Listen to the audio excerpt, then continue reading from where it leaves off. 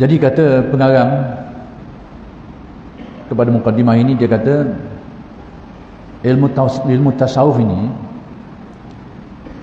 sebelum itu merupakan ilmu tauhid. Jadi antara tauhid dengan tasawuf ini dia ada kaitan yang sangat rapat. Yang sebenarnya hakikat tasawuf itu adalah penghayatan bagi tauhid itu. Keyakinan terhadap tauhid yang semakin mendalam di dalam hati itu, dia akan membuahkan perilaku, tindakan yang kita sebut sebagai tasawuf. Dia akan membuahkan berbagai perasaan di dalam hati, demikian juga tindakan dan perbuatan seseorang itu.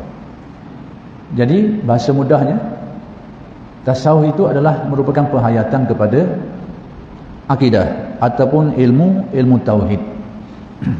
Sebahagian dari kalangan orang Islam kita hari ini dia menganggap dua benda yang berbeza antara tasawuf dengan ilmu tauhid. Dia anggap dua benda yang berbeza, sekalipun ada kaitan tapi benda yang berbeza. Jadi perlu kita sedar balik bahawa pembahagian itu dibuat oleh ulama untuk supaya mudah kita faham, kita belajar dan kita faham. Pada hakikatnya dia adalah suatu yang dipadukan antara tasawuf dengan tauhid ini. Demikian juga dengan fiqh, benda yang disatu padukan. Tapi ulama pecah benda itu untuk supaya senang membahaskan perkara itu. Yang berkait dengan akidah tu, keyakinan, akidah dan kepercayaan, orang panggil tauhid. Yang berkait dengan sifat kelakuan dalaman kita, ehwal dalaman kita, dan juga hal-hal yang berkaitan dengannya tu orang panggil tasawuf.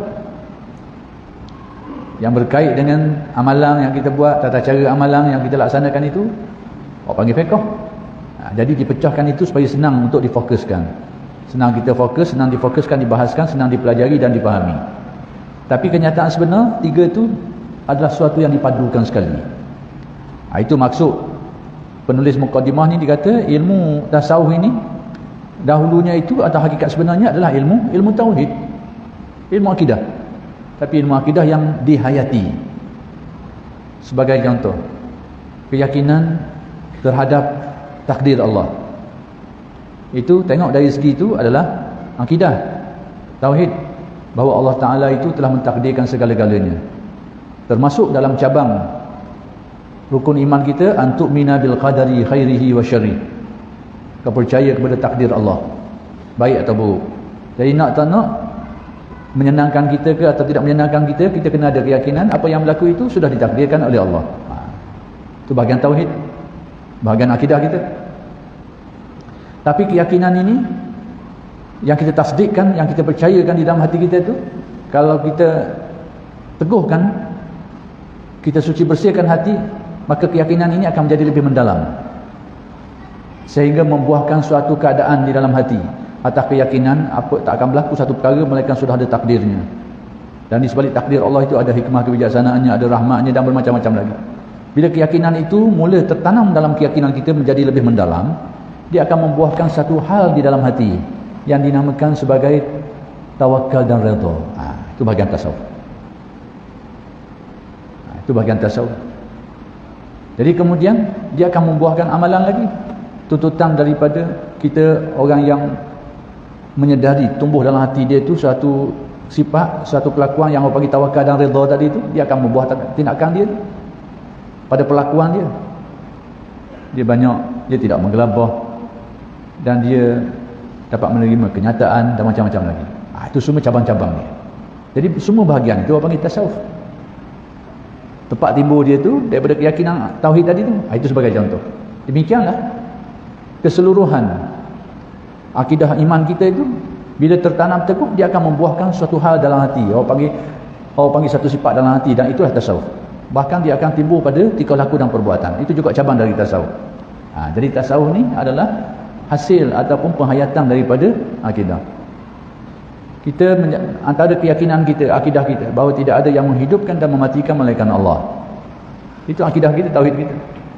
Masuk dalam keyakinan tentang af'al, perbuatan Allah. Perbuatan, bahawa tidak akan berlaku satu perkara ni melainkan Allah lah yang melakukan segala perkara itu. Antara perbuatan ni banyak. Pelakuan ni banyak, antaranya menghidupkan dan mematikan. Jadi kita yakin bahawa segala apa yang berlaku pada alam semesta ni adalah perbuatan Allah. Yang ni semua tu berlaku adalah dengan kehendak dia, dengan kekuasaan dia. Itu keyakinan tauhid kita, tauhid af'al kita, percaya semua tu. Jadi perbuatan yang berlaku pada makhluk ni banyak, antaranya menghidupkan, tentang kehidupan dan kematian, bahawa dia akan merupakan perbuatan Allah. Maksudnya hidup dan mati seseorang tu memang berlaku, tak akan berlaku kecuali dengan izin Allah, dengan kekuasaan Allah, dengan kehendak ketentuan Allah. Itu menjadi akidah kita, keyakinan kita.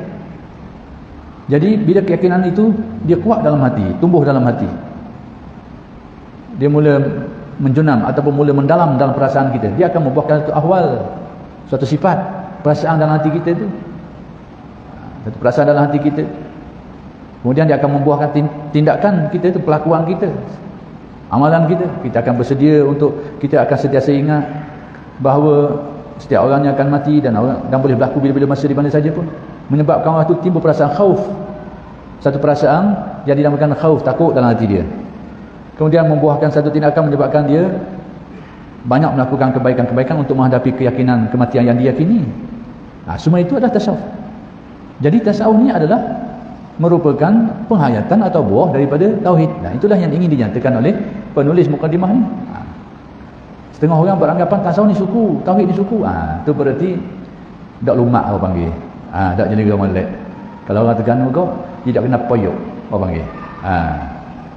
Maksudnya mungkin kalau dia tamsilan mudah kalau kita nak buat kau, tak kena duriang, tak kena poyok, tak kena duriang. Mungkin kerana dia kena duriang tu dengan cara dia baca surat khabar. Dia baca surat khabar ataupun dia tengok gambar. Dia tak pernah sekali makan duriang tu. Dia akan kata berbezalah, akidah lain, usuluddin lain. Jadi nak cam. Sebab dia tak pernah tengok buah duriang tu, dia tak pernah setuh, tak pernah makan. Dia akan kata macam tadilah. Akidah lain, tasawuf lain. Memang lain dari segi fokus dia, tapi kenyataannya dia adalah benda yang bersepadu. Jadi macam kita bila kita tak kenal kau, ibarat macam ni lah. Kita tengok duriang, kita kenal duriang dengan cara baca cerita tentang duriang atau tengok gambar duriang tu. Lalu kita pergi kedai makan ikan patin, poyok, otak poyok.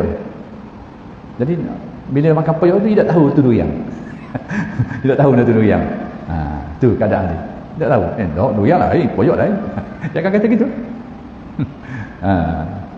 Ataupun dia pergi ke Kelantan ke Terengganu ke, dia beli lepuk. Dia akan kata, duriang lain, lepuk lain. Dia tak sentuh. Benda tu mari darat tulis je. Itu maksudnya. Jadi yang mengatakan tasawuf dengan akidah tu benda yang beza tu, seolahnya tadilah dia tak pernah makan duriang molek. Maka kelirulah dia dengan poyok, dengan lepuk, macam-macam lagi lah. Tapi kalau dia hadam molek, dia tak akan kata betul berlainan. Dia dua benda yang bersepadu. Penghayatan akidah tu lah tukar jadi tasawuf.